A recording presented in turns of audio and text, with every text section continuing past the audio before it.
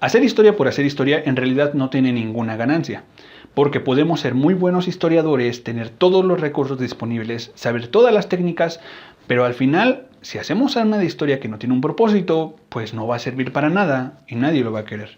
¿Cuáles son esos propósitos? Los podemos llamar ámbitos y los vamos a estudiar en esta cápsula.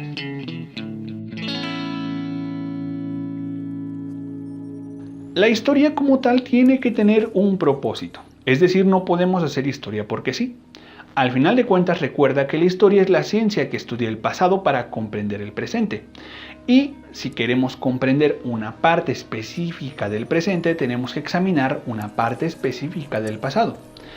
Hagamos un ejemplo. Hagamos de cuenta que tienes los recursos idóneos y todo lo que querías buscar para poder investigar un segmento de la historia, por ejemplo, de una civilización prehispánica y del cómo vestían. Pero resulta que el objetivo que quieres entender es acerca de los cambios políticos que tuvo esa nación o ese grupo. Al final, tu estudio de la vestimenta, pues posiblemente no sirva para nada, por muy bueno que sea. La historia la podemos categorizar en función de los objetivos que tenga y a eso le vamos a llamar ámbitos.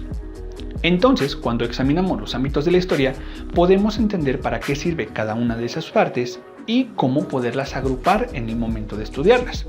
Principalmente podemos hablar de 4 ámbitos: el ámbito político, el ámbito económico, el ámbito social y el ámbito cultural. Cada uno de estos ámbitos nos ayuda a entender una parte diferente de alguna sección del pasado. E incluso algunos acontecimientos pueden ser vistos de mala manera para un ámbito, pero de muy buena para otro. Por ejemplo, una gran guerra entre 2 naciones. Estas 2 naciones tienen una repercusión en el ámbito político, porque para la historia en este ámbito influirá mucho en quién ganó la guerra o quién se quedó con un territorio o si algún gobernante fue depuesto o fue asesinado. Pero para el término económico quizás es un acontecimiento muy importante y no exactamente porque muchas vidas se hayan perdido, sino porque gracias a esa guerra se hizo la creación de un invento innovador o un avance científico que produjo mucho dinero después. Entonces la perspectiva de cada ámbito variará y determinará si el acontecimiento es positivo o negativo. Lo que quiero decir es que la historia cambia mucho según el objetivo que tenga.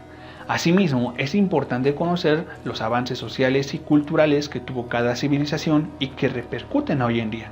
Gracias a los estudios de historia, sabemos que la civilización romana fue una de las que nos heredó muchísimos de los instrumentos sociales que tenemos hoy en día.